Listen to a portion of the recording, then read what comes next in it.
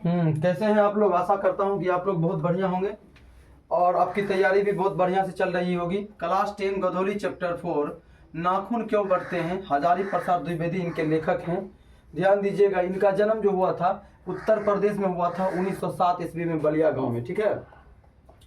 हजारी प्रसाद द्विवेदी की प्रमुख रचनाएं हैं, ये जानना इसलिए भी जरूरी है कि कभी कभी एग्जाम में आपको लिख देगा कि विचार प्रवाह इनके रचनाकार के नाम बताएं। ठीक है, तो ये सब चीज आपको किसी भी उठा करके दे देगा टिक मारने में, तो ये आपको पता रहना चाहिए। हजारी प्रसाद द्विवेदी जी की प्रमुख रचनाएं बताएं। अशोक के फूल, कल्पलता, विचार और वितर्क, कुरज, विचार प्रवाह, आलोक पर्व, प्राचीन भारत के कलात्मक विनोद, बाण भट्ट की आत्मकथा, चारू चंद्र लेख, ठीक है, और पुनर्नवा, और क्या ना का है, अनाम दास का पोथा, सूर साहित्य, पृथ्वीराज रासो, नाथ संप्रदाय, विश्व भारती हिंदी साहित्य का आदिकाल। और भी एक दो नाम है, लेकिन इतना काफी है।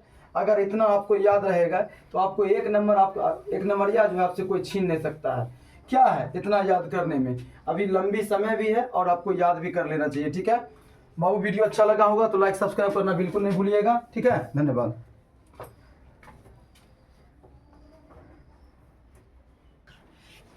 देखिएगा कि इस क्वेश्चन में आगे दिया हुआ है बाबू, नाखून क्यों बढ़ते हैं, यह प्रश्न लेखक के आगे कैसे उपस्थित हुआ। तो उनकी सबसे छोटी पुत्री जो थी वो इस प्रश्न को प्रस्तुत किए। नाखून क्यों बढ़ते हैं, यह प्रश्न लेखक के आगे लेखक की छोटी पुत्री ने उपस्थित किया।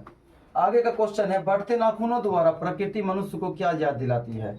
बढ़ते नाखूनों द्वारा प्रकृति मनुष्य को याद दिलाता है कि मनुष्य कभी लाख वर्ष पूर्व नख दंता लंबी, मतलब क्या कि लाख साल पहले जो मनुष्य होगा उसका नाखून लंबा लंबा होगा, दंता लंबी, यानी दांत भी लंबे लंबे होंगे, नाखून दांत भी लंबे लंबे होंगे। थी पशुत्व भाव के प्राप्त किए था, मतलब जानवर की तरह वो पशुत्व भाव, मतलब क्या, पशु होता है जो जानवर होता है, उसके जानवर को नाखून कितना लंबा लंबा रहता है, पशुत्व भाव के रूप किए हुआ था। यानी उस समय लाख वर्ष पूर्व जो पहले जो आदमी थे वो जानवर के प्रति पशुत्व भाव के प्राप्त किए था। नाखों क्या लिखा हुआ है, नाखों के द्वारा ही प्रतिद्वंदियों को पछाड़ता था, यानी नाखूनों के द्वारा ही अपने दुश्मन को क्या करता था, प्रतिद्वंदी, मतलब वही दुश्मन को पछाड़ता था। नख कट जाने पर उसे डांट पड़ता होगा, यानी नाखून जब कट जाता होगा तो उसके कबीले का जो हेड होगा उसको क्या करता होगा, डांटता फटकारता होगा। ये कौन कह रहा है? तो हजारी प्रसाद द्विवेदी जी बोल रहे हैं। सुना ना मेरी बात, इसको नोट कर लीजिए, आगे का क्वेश्चन के लिए बने रहिए।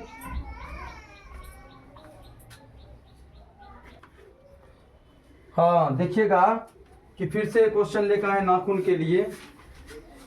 लेखक द्वारा नाखूनों को अस्त्र के रूप में देखना कहां तक संगत है। अस्त्र मतलब हथियार के रूप में।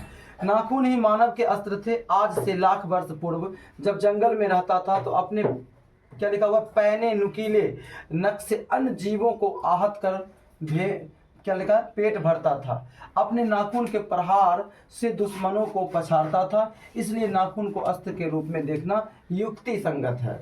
वो अपना पेट भी जानवरों को मार करके फाड़ करके करता था और अपने प्रतिद्वंदी यानी दुश्मनों को भी इससे आहत करता था, इसीलिए उसको अपना अस्त्र मानता था। मनुष्य बार बार नाखून क्यों काटता है? नाखून मनुष्य का प्राचीनतम हथियार है।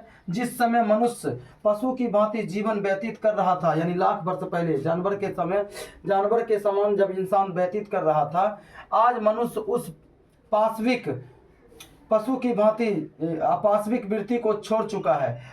मानविक गुण आ जाने के कारण पशुता का त्याग करना ही उचित मानता है, लेकिन मानव पशुता की और क्या लिखा हुआ, अधोगामिनी वृत्ति नहीं अपनाएगा। उसे बार बार काटता है और काटता ही रहेगा।